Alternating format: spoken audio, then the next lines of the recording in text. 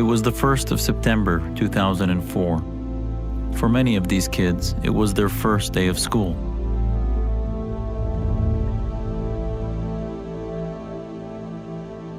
What started out as a day of great joy and excitement ended as one of the worst hostage tragedies in human history.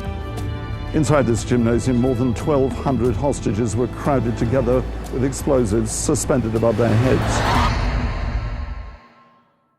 3 days later, over 300 hostages were killed, including 156 children.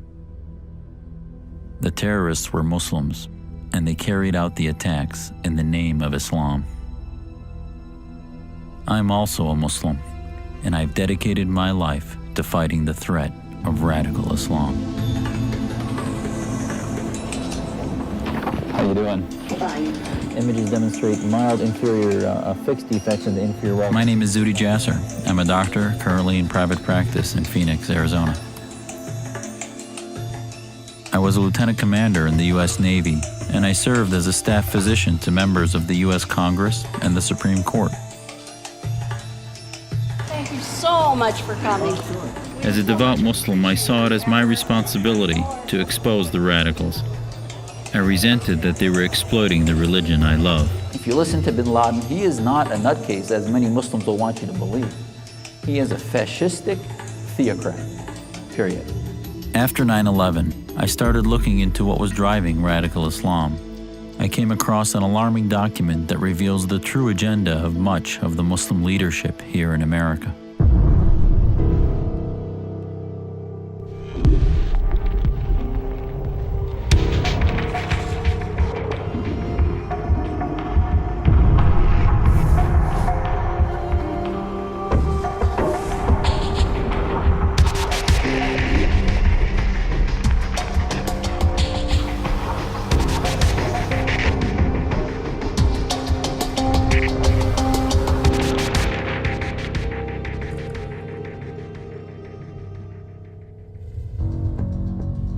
It didn't take long after 9/11 until it was revealed that Muslims were behind the attacks. فهؤلاء الشباب قاموا بعمل عظيم جدا، بعمل جليل، وأعطوا أمريكا درسا لن تنساه بإذن الله سبحانه وتعالى. I had expected to see Muslims in America taking to the streets and protesting against bin Laden. Instead, in the years that followed, we saw many Muslim leaders standing up to defend or support the radicals. Stop calling them suicide bombers. They are not suicide bombers, they are heroes. And it's about time that we have an intifada in this country that changes fundamentally the political dynamics in here. So I formed my own organization, and I protested. Where are the Muslims? Where are they in speaking out and condemning terrorism? Local Muslim leaders refused to participate in the rally. In fact, shortly afterwards, I was outcast by the Islamic leadership across the country, and there was even a cartoon published in a Muslim newspaper that portrayed me as a dog cannibalizing a religious leader. It wasn't until I saw this document written in America by American Muslims that I understood what was really going on, a strategy to infiltrate and dominate America. We all know about terrorism. This is the war you don't know about.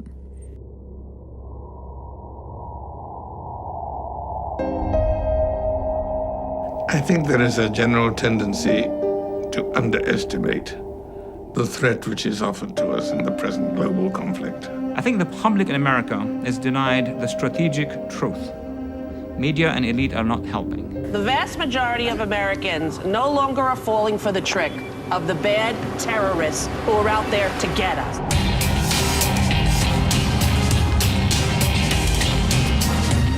They are framing the debate as Iraq, or as Afghanistan, or as Guantanamo Bay. They're not showing the public the big picture. جهاد ابتدائي معناه غزو العالم من أجل نشر كلمة لا إله إلا الله محمد رسول الله في ربوع العالم. It It's an entire movement, and the idea of it is hatred for our way of life. فأمريكا إلى زوال والإسلام إلى بقاء.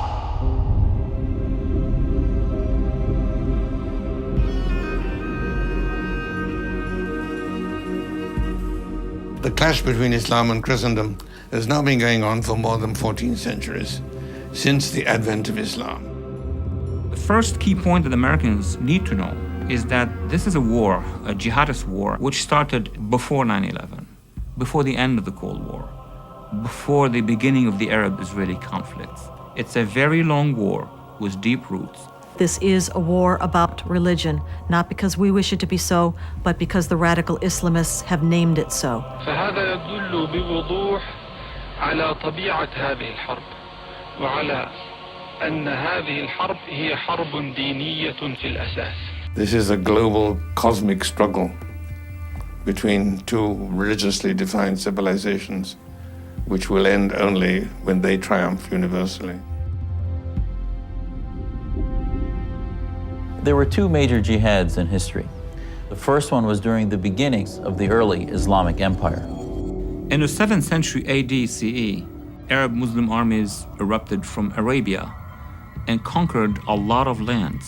When the Arabs came out of Arabia and moved into the Fertile Crescent, eastwards to Iraq and Iran and Central Asia and India, westwards to Syria, Palestine, Egypt, North Africa, and from there into Europe, where they ruled Spain and Portugal and a good part of Italy for quite a while.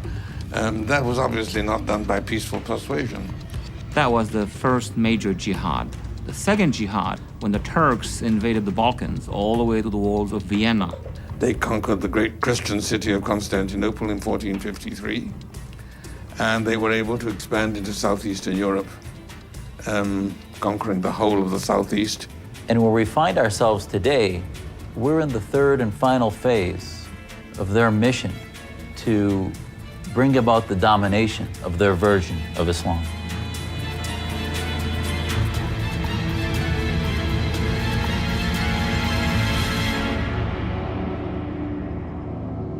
If one wants to find out what is motivating radical Islam, surely it's more sensible to look at what they actually say they're doing and what their intentions actually are. The main goal of our jihad and resistance is to implement the law of Allah and to fight against the infidels all over the world and implement one religion across the world. Jihad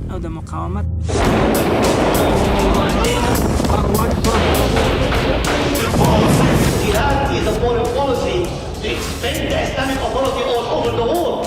نعم، ما نعتقده أن جميع الأرض لا بد أن تكون تحت حكم الإسلام.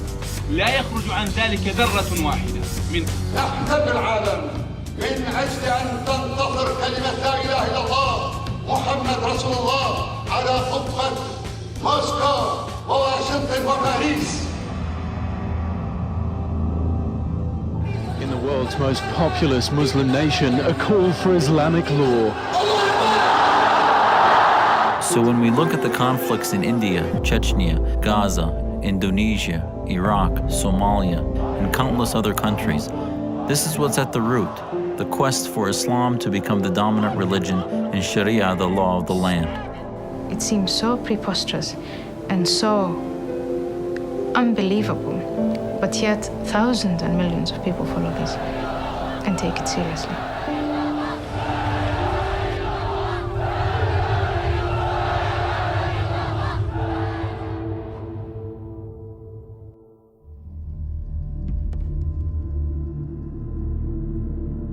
Isn't it time for the unbelievers to discard these incoherent, illogical beliefs, theories, and conjecture? Isn't it time for every Christian, Jew, pagan, and atheist to cast off the cloak of spiritual darkness which enshrouds them and emerge into the light of Islam? Have you ever stopped to think about what would happen if the Islamists won and their version of Sharia law was put into place? All you need to do is look at countries like Saudi Arabia, Iran, Sudan, and Somalia, and places like the Gaza Strip, and you'll see that those places are human rights disasters.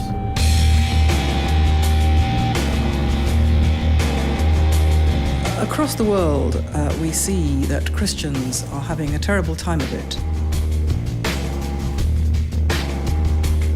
Christians in Iraq are deliberately targeted. The past 6 months alone, 7 priests have been kidnapped and 2 of them murdered. All kinds of countries, we see Christians being persecuted, being oppressed, their churches being burned down, Christians being murdered, sometimes in very large number.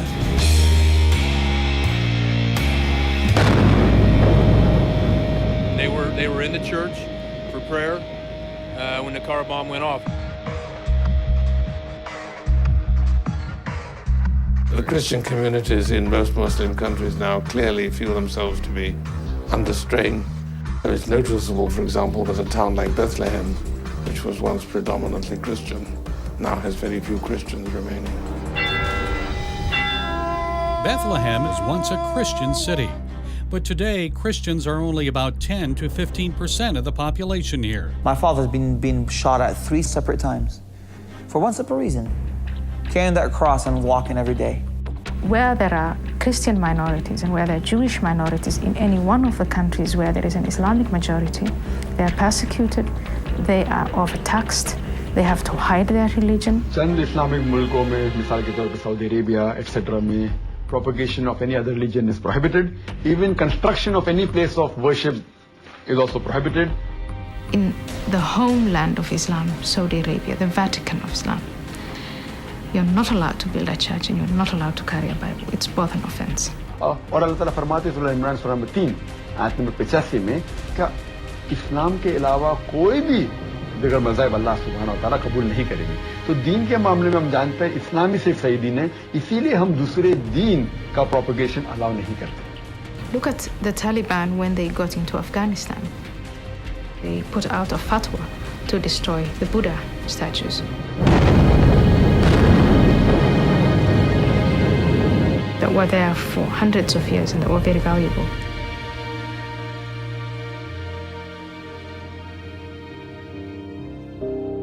The Islamo-fascists who are attacking the world want to impose their beliefs on the world.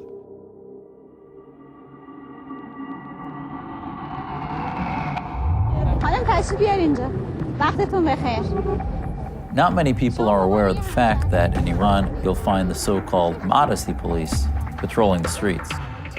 گلمون تو هم تنگه هم خیلی چکش بازه.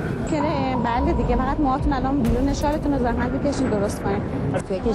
توی کشور اسلامی زندگی میکنین درسته. موهاتون هم الان کاملا پیداست. آرایشتون هم تنده. شلوارتون هم که کوتاهه. شما با ما تشریف میارید داخل اتوبوس. If women are caught wearing the wrong clothing, they could be fined or even arrested.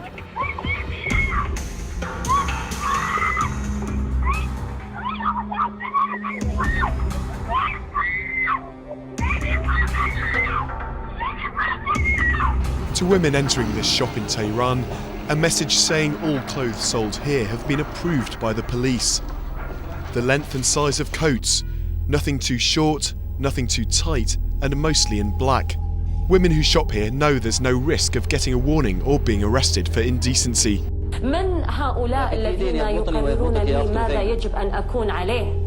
لماذا تعاملوني كسيدة كأنني ناقصة الهوية وهنالك دائما صوت ذكوريا يقرر لي ما يجب أن أكون عليه. As a woman, if you, and all individuals are different, but if you are an individual woman with a strong character and you rebel against this kind of life, you run more than anyone else the risk of being beaten.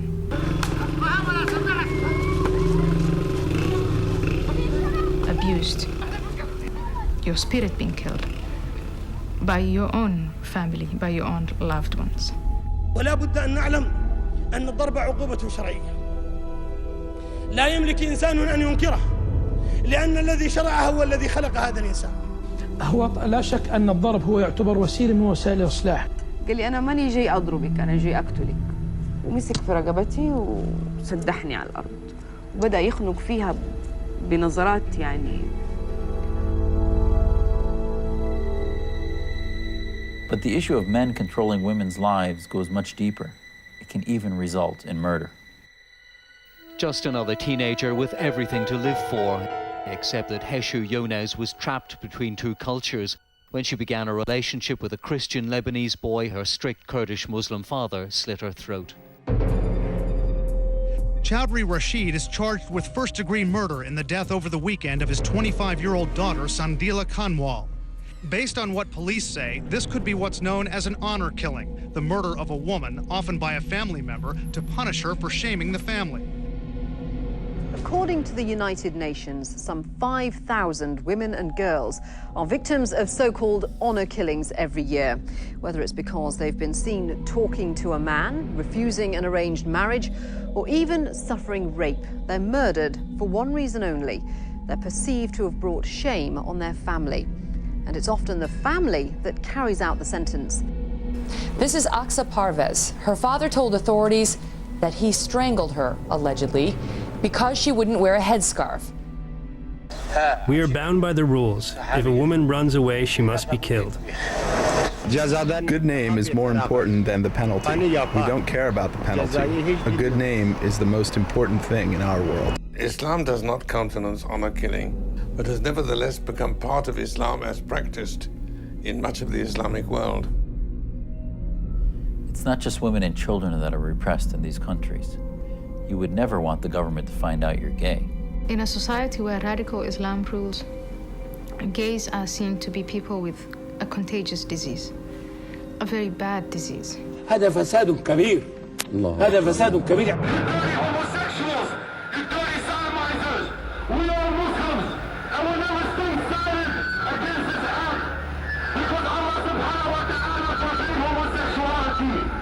Sometimes we are blunt. When the Islamic ruling system is established, like you said, we're gonna give them a choice. We're gonna consult them, give them choice of therapy, and tell them to abandon their homosexual lifestyle. And if they don't, either leave, or if you wanna be here, then you're gonna be face a punishment as a criminal. What's the punishment? Of throwing off a cliff when you have a homosexual sodomy. معنى زواج المثلين زواج الذكر مع الذكر والأنثى مع الأنثى. وهذه مصيبة كبرى ومحرمة في الإسلام جملة وتفصيلا، بل يقتل الذي يقوم بزواج المثل، يقتلان اثنين يقتلون بأسرع وقت بل يحرقون. من وجدتموه يعمل عمل قوم لوط فاقتلوا الفاعل والمفعول. The faces of Iraq's persecuted gays are too many to show. They've been shot, burned alive. In some cases, their heads were severed. Here, a gay man being beaten to death. If you look at countries like Iran, they flog them and they hang them. And that's only because you're gay.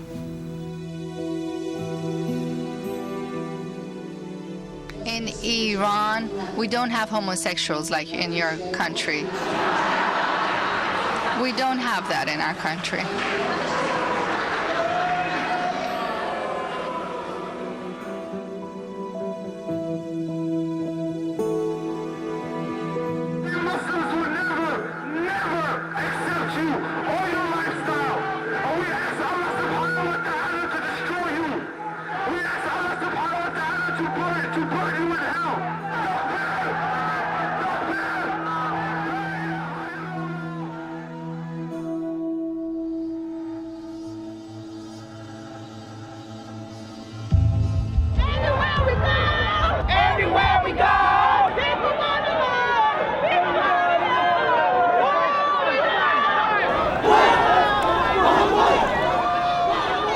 I think the New York City Muslim Day Parade is a perfect microcosm of Muslim representation in America.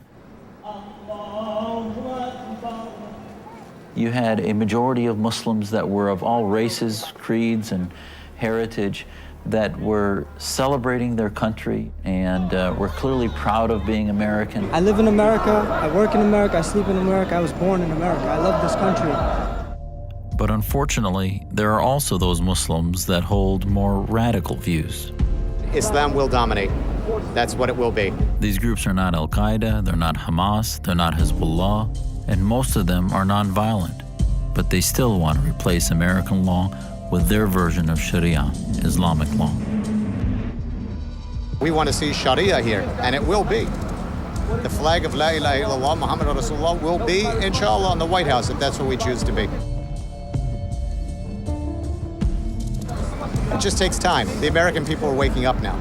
Allah does say that the whole world eventually will be under His ruling. The world will come down to where everybody obeys the laws of God. Simple as that.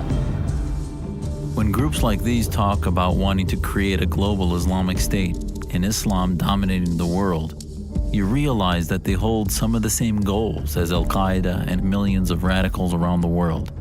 And that's what makes them dangerous. There's no compulsion in Islam. That means we can't force it on you. But we will force Islamic Sharia, inshallah.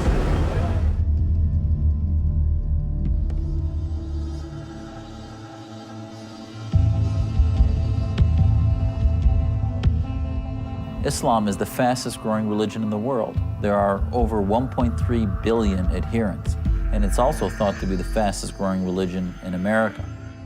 One of the most common questions I get when I speak to audiences around the country is, what % of Muslims in America are radical? And the Pew poll in 2007 actually provided some staggering numbers about that. In a hair-raising number, the Pew Research Center reports on a new poll that as many as 1 in 4 young American Muslims condone suicide bombings against civilians, at least sometimes. Nearly 25% of Muslims, 25 under 30, found suicide bombings to defend their religion as acceptable. So you're talking about just about 200,000 folks who believe in suicide bombing. What do you make of this, Steve? Well, I think the numbers are absolutely frightening. Unfortunately, the mainstream, in quotes, American Muslim leadership has been in denial. What's happening? Where's the disconnect? What's the influence there? The influence is basically political Islam, which is you have sermons that are not being given about the love of God. They're hearing about every plight to blame the West. And in exchange, they have nothing to offer other than hate. As we move further and further away from September 11, 2001, as we remain safe during that period, there are going to be increasing number of people who either don't see the threat as clearly, or their psychological makeup is going to want them to wish it away. It is definitely here. I don't want to overstate the problem, but there is a danger of understating the problem of homegrown Islamist terrorism. And the fact is, we have now had a series of cases that have thankfully been broken. Yes, 7 people have been arrested in the Miami area. Officials say the plotters were in the early stages of planning an attack on the Sears Tower in Chicago. They hoped for their attacks to be, quote, just as good or greater than 9/11.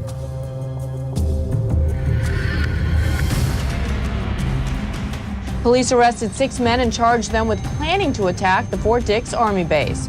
This is a new kind of terrorism. It is not only coming from outside the United States in, but it is also growing inside our own country.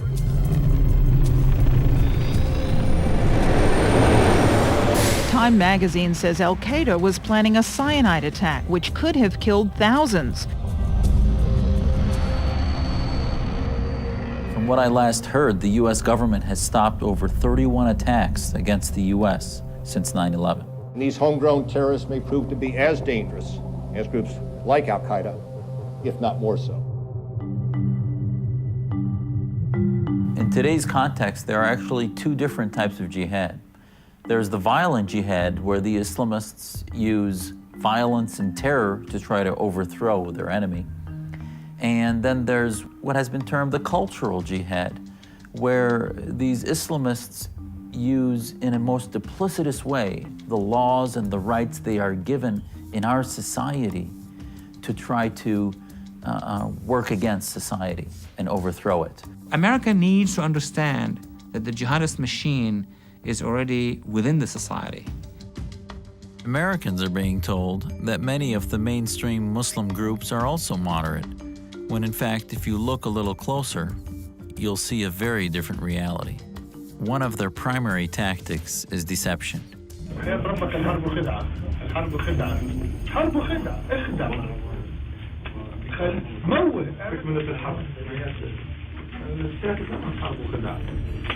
They present themselves as moderate leaders committed to peace and condemning terror.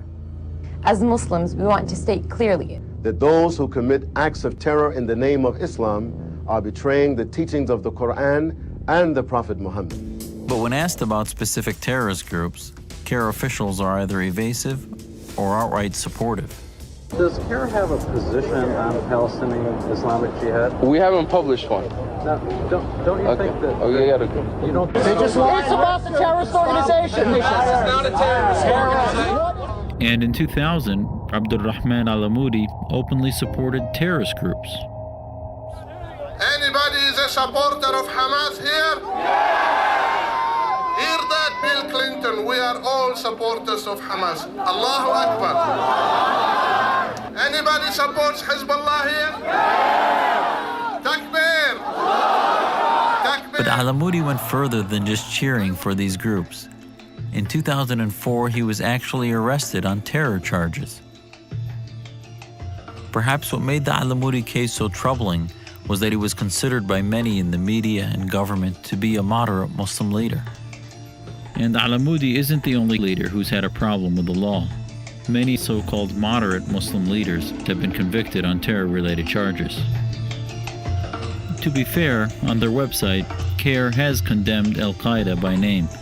But why won't they condemn Hamas or Hezbollah? And you sit here now and in just one sentence tell me CAIR condemns Hamas and CAIR condemns Hezbollah. I'm telling you in a very clear fashion, CAIR condemns terrorist acts, whoever commits them, wherever they commit them, whenever they commit them. That's not the same thing as saying you condemn Hamas and you condemn Hezbollah. Well, I recognize that you don't like my answer to the question. The FBI uncovered a secret document that seems to answer this and many other questions. This is believed to be the manifesto of the Muslim Brotherhood in North America. Hamas grew out of the Muslim Brotherhood. Palestinian Islamic Jihad grew out of the Muslim Brotherhood. From the Egyptian Islamic Jihad movement grew the current movement of Al-Qaeda, for instance. This 15-page manifesto outlines the goals and strategies of the Muslim Brotherhood's activities in North America. On page 7, the document states that their work in America is a kind of a grand jihad in eliminating and destroying the Western civilization from within. And then it speaks about setting up groups and mosques and Islamic centers to achieve their ultimate goal, which is to destroy the miserable houses of the West so that they will be expelled and that Allah's religion is made victorious over all other religions.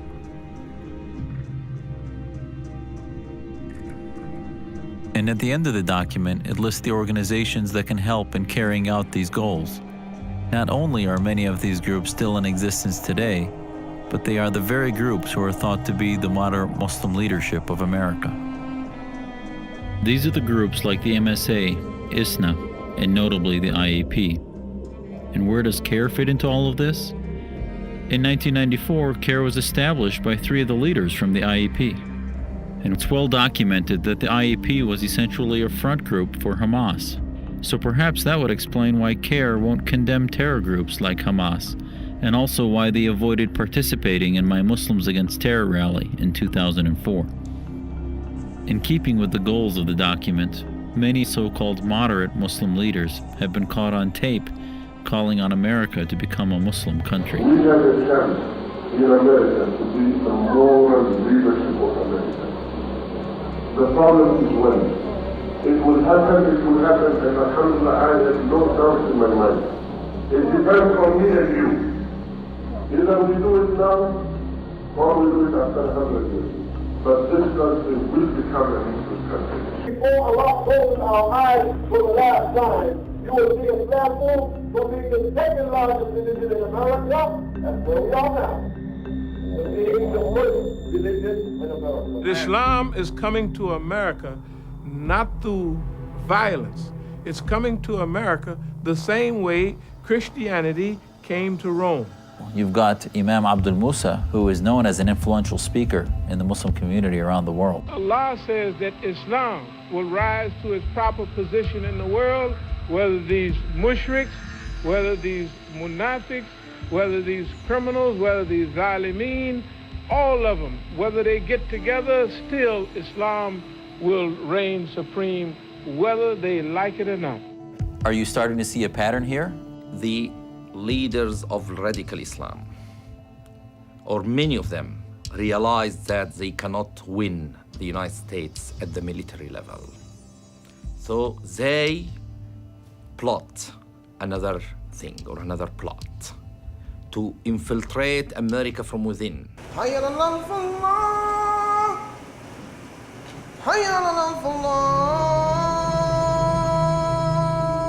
The prison population, I think, is generally a very, very fertile ground for the recruitment of these extremists. The more political Islam, the more extreme forms of Islam, I've been watching that phenomena for 30 years. I knew what was happening in the prisons for years, right? And I knew that nobody else was really watching. I mean, just as a rule, everybody has been sleeping.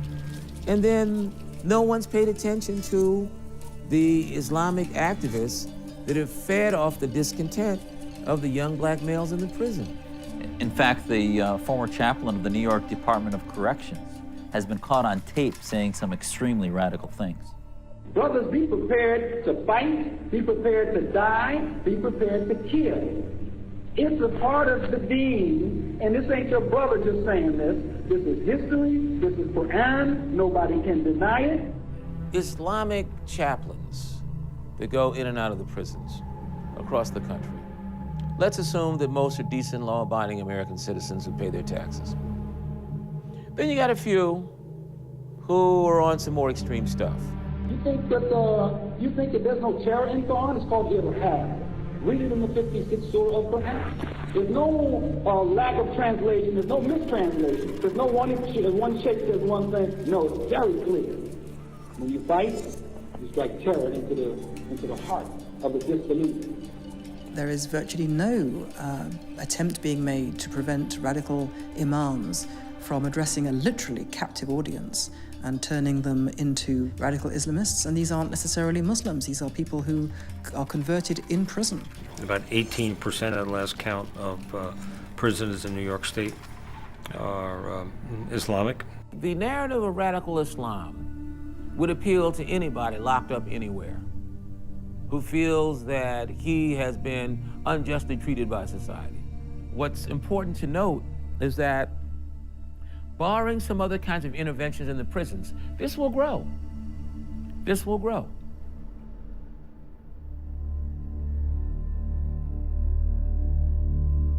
We're seeing thousands of inmates convert to Islam while they're in prison every year. And many of them, when they leave, go to religious communities like Islamburg. Not many people know this. For example, in upstate New York, there's a small community that, on the face of it, appears to be a faithful group of devotional Muslims. But when you look into it, you'll find a lot of very concerning activities going on there. I was up there, and on the far east perimeter, you can see buses, like school buses and vehicles that are riddled with bullet marks. Islamburg is one of 30 compounds in America of an organization called Jamaat al-Fukra. This organization actually has over 3,000 members and is made up mostly of individuals that converted to Islam while they were in American prisons. What is Islamburg? Is there two faces? Is it a goodwill face to show the community and then a second backdoor face? And that's really what my concerns are. You hear gunfire when you go past there. At night you do hear people screaming and yelling, and there has been people that have left the compound that have told us information about some of the stuff that they've done. What's most concerning to me is that these compounds are actually run by an individual by the name of Sheikh Jilani, and Jamaat al-Fukra is actually an organization out of Pakistan which has been connected to a number of terrorist activities. Jilani is tied to dozens of crimes across this country, fire bombings and assassinations. In keeping with the deceptive nature of these groups, Sheikh Jilani produced a video which is intended to paint himself and his groups in a positive light. The American Muslims are better off in America than anywhere else, and they will never do anything wrong against their country. That is my directive to you and to them. But authorities have uncovered another video by Jilani. And this one was never intended to be seen by the public. See the film and see how, struggle against oppression has to be carried on. This video shows terror training, ambush tactics, and how to make bombs. Don't make any copy of this film so that it may not fall in the hands of the enemies of Islam, and it can become quite serious. And one has to wonder, is this what Jilani's followers are learning here in the compounds in America? We are not given any authorization of anything that you have filmed today. We're not given any authorization for that to be publicized whatsoever. Well, legally, we are not. That is the law. You have to ask permission. Well, I'm not on your property. I'm on the public road here. I know the FBI and Homeland Security are monitoring groups like Al-Fuqra very closely, but it's amazing to me that this story just hasn't gotten out and the media hasn't even begun to uncover what's being taught in these compounds and where Muslims like this get their ideas. And the only way we're going to win this war is to begin to uncover groups like Al-Fuqra.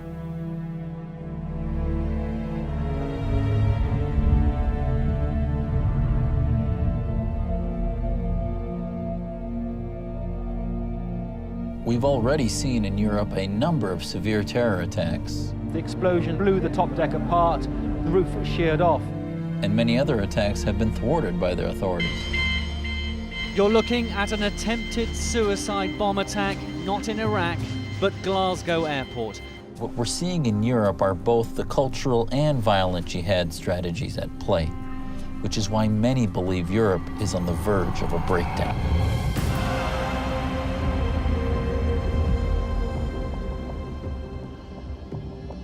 Britain is in a state of denial, as is much of Europe, and to a certain extent America too. A state of denial about the nature and extent, but particularly the nature of the threat that we're up against. A recent survey of Muslims shows that 30% would rather live under Sharia law than democracy. 28% would like to see Great Britain become an Islamic state, and an overwhelming majority, 81%, consider themselves Muslim first and British second. A very significant proportion of British Muslims do not accept the terms of settlement accepted by all other immigrant communities, which is that when in Rome, do as the Romans do. When in Britain, you observe British law. You don't expect British law to change to accommodate Islamic law. On the contrary, they do expect British law to change to accommodate Sharia law, and that is the big difference. Rather than the Muslims adopting British values, why you not adopt our values? Why you believe that the British values are superior over the Islamic values? This creeping Sharia is the biggest threat to Western freedom. These small incremental concessions that you make for so-called multicultural reasons are regarded by the other side as enormous victories. And Piglet on your desk is no longer acceptable. And the Burger King ice cream swirl is no longer acceptable. And the shirt that the Milan Football Club wears when it plays games is no longer acceptable. I think those kind of concessions, the concessions made in the Danish cartoon case, they all go the same way. A non-Muslim exercises his right of freedom of expression. He does something that would be regarded as perfectly normal. And the Muslims object.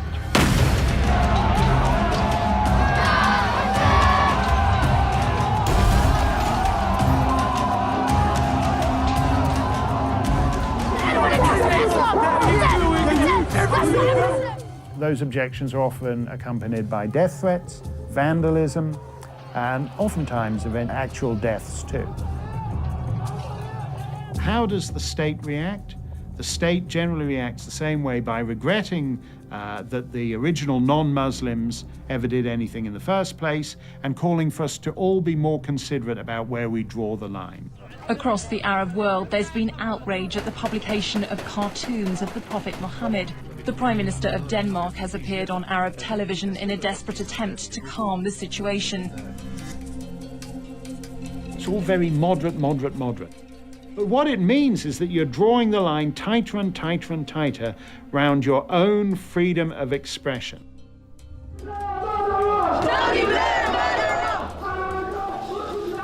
There is another factor in the Islamists' favour, which is sheer demographic weight of numbers.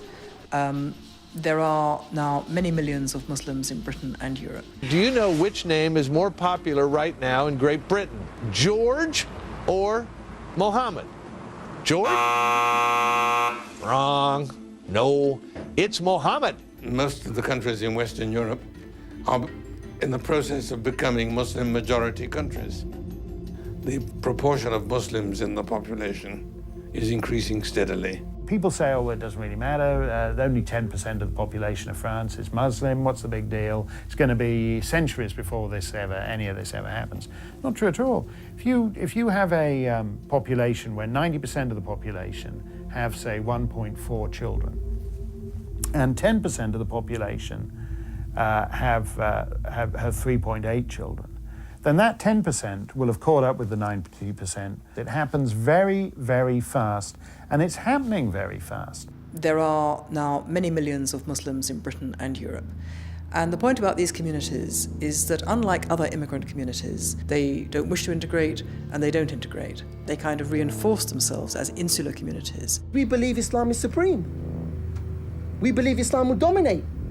ألبانيا دخلت في الاتحاد الأوروبي وهي دولة مسلمة. بوسنا دخلت في الاتحاد الأوروبي وهي دولة مسلمة و 50% منها مسلمين. الله بيسخر أمة مسلمة وهي الأمة التركية بتدخل في الاتحاد الأوروبي. 50 مليون مسلم في أوروبا بعد عشرات السنين سيحول أوروبا إلى قارة مسلمة.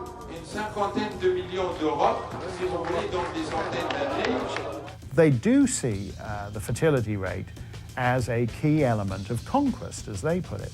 فتح روما، فتح إيطاليا يعني وأوروبا، معنى هذا إنه الإسلام سيعود إلى أوروبا مرة أخرى. هل من ضرورة الفتح أن يكون بالحرب؟ لا، ليس من الضرورة. هناك فتح سلمي. This is a form of subtle threat that you cannot ignore it. It grows gradually, and the moment you recognize its existence, it's like cancer. The moment you recognize its symptoms, it's usually too late. Europe, I think, is already a lost cause. And as time goes on, America will be endangered. You know, many have said that, well, American Muslims are much more assimilated and we don't have as much of a problem. I think that we're just a little behind where Europe has already gotten to.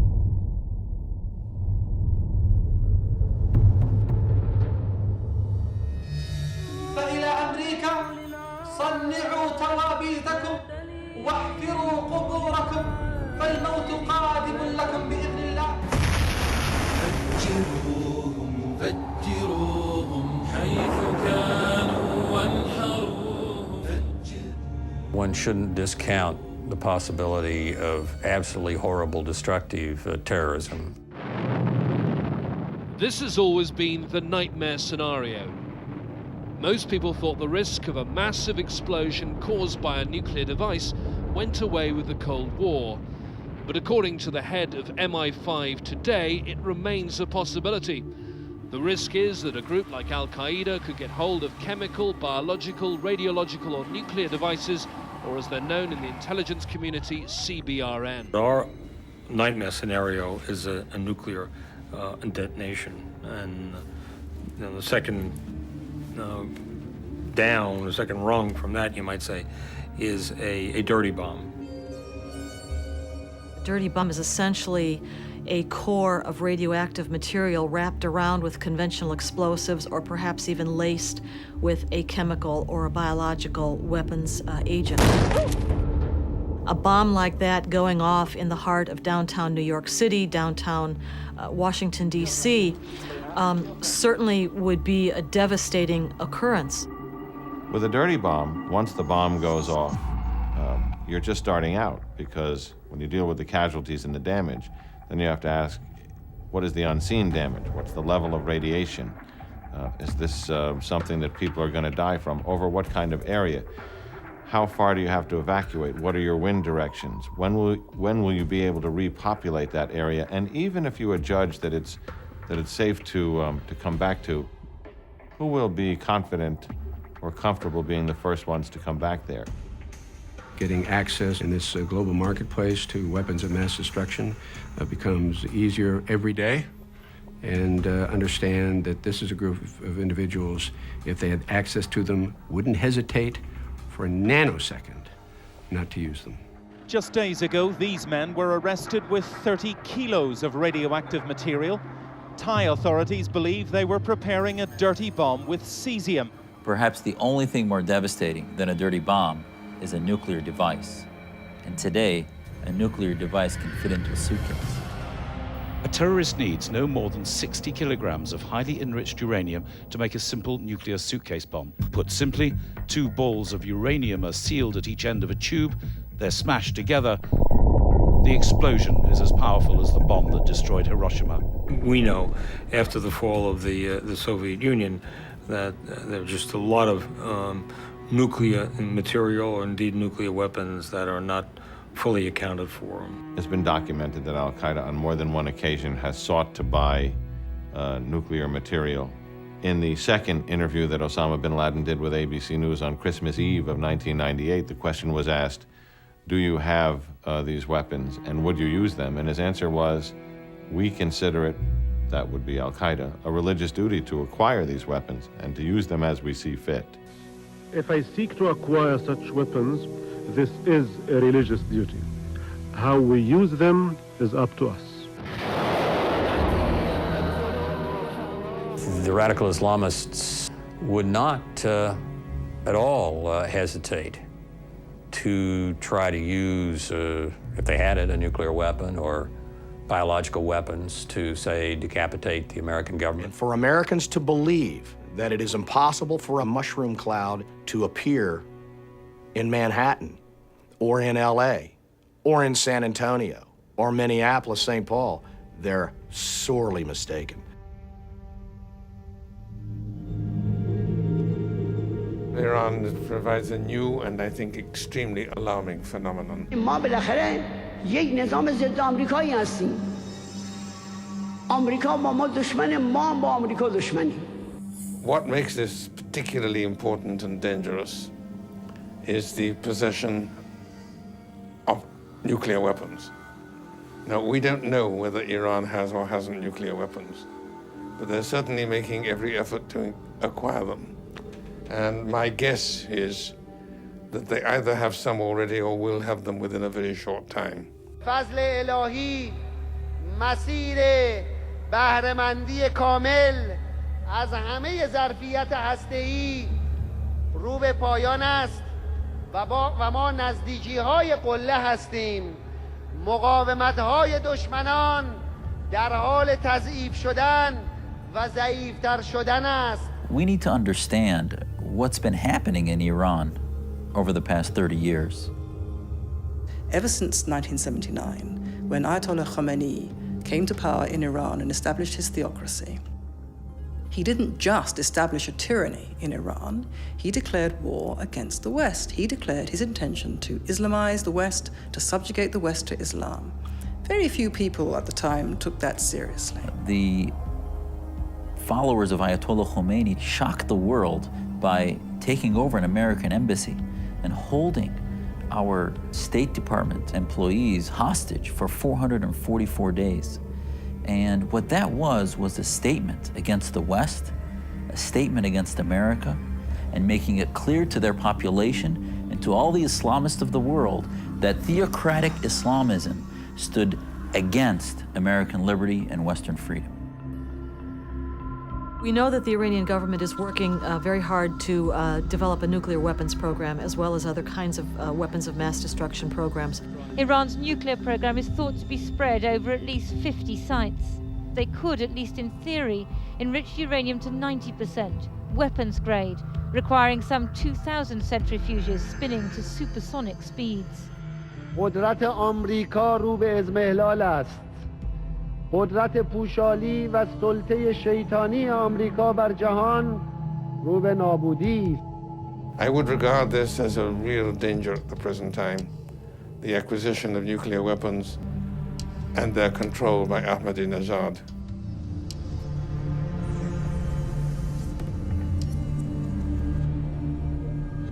During the Cold War, both sides, the United States and the Soviet Union, had nuclear weapons, but they didn't use them because of what we knew as MAD, mutual assured destruction. Each side knew that if they used a nuclear weapon, the other would respond in kind and everybody would be destroyed. MAD won't work with Ahmadinejad because mutual assured destruction for one of his mindset is not a deterrent, it's an incentive. This is the final struggle, the end of time. It doesn't matter if you kill billions of your own people. Allah will know his own, and you will be doing them a favor by giving them a quick pass to heaven and all its delights. That's why I feel that if he has it, or when he has it, to be more precise, he will not hesitate to use it.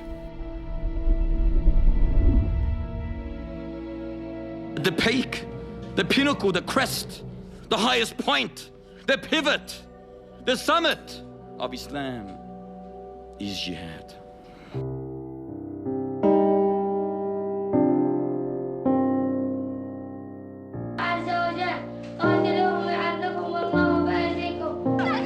This is our intention, brothers and sisters, that we want to have children and offer them as soldiers defending Islam, put in their soft, tender heart the zeal of jihad and the love of shahada, the love of martyrdom.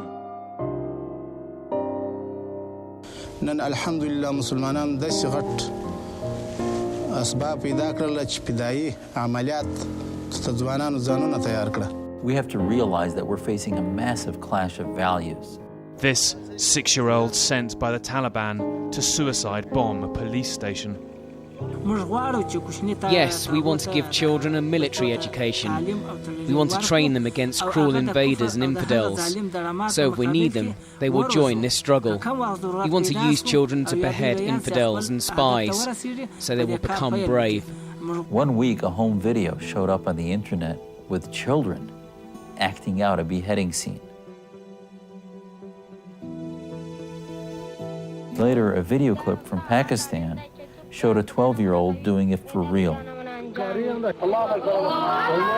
beheading a traitor to the Taliban.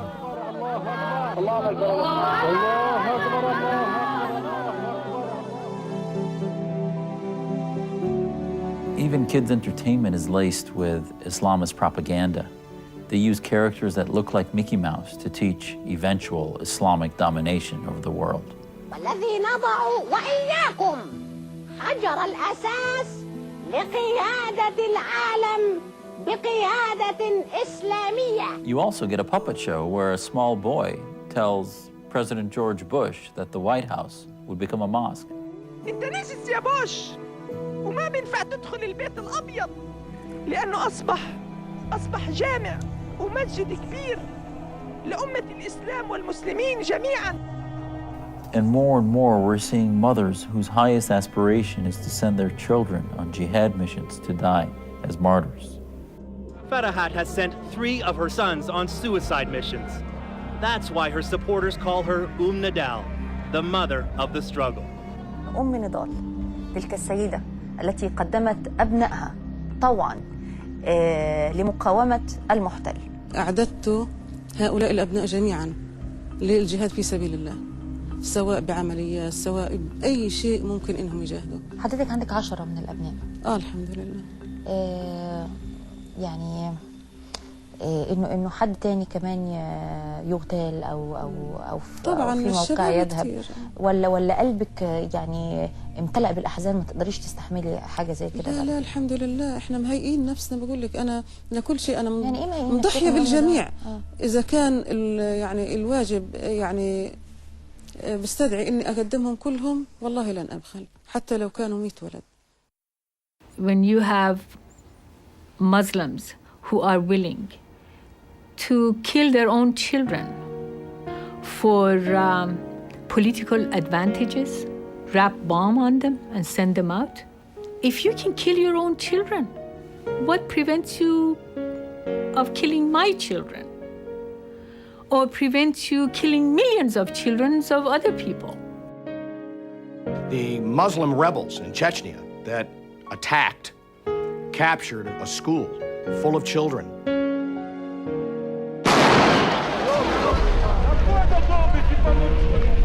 And then proceeded to slaughter the children when faced with certain death themselves is a perfect example of what exactly will take place in this country.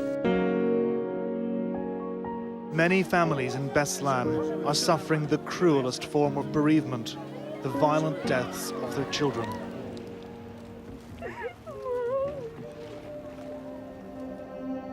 The real war is not a war against a bunch of terrorists. It's a war between the values of freedom and democracy and the values of barbarism. This is the real war that's happening now.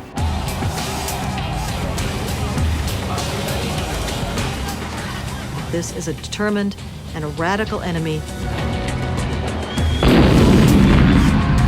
We are in a battle for the very civilization and way of life that we believe in. وعما قريب إن شاء الله ثم تلتفت إلى الأمريكتين. If we are not willing to recognize it as a battle for our civilization, then we may as well give up right now. إننا على موعد أن نحكم العالم كما قال الحبيب المصطفى صلى الله عليه وسلم. Islamism is like cancer. You either defeat it or it will defeat you.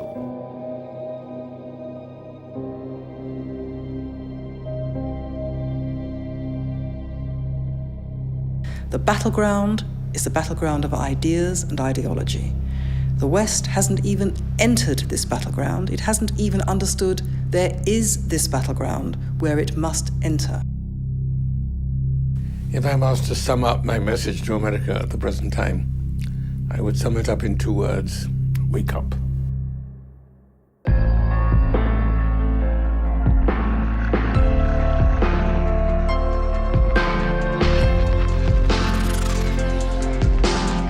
Spending time with my family, being here, this is what it's all about.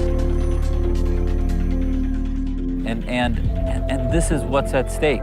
Our freedoms, our liberties. But there are things we need to do.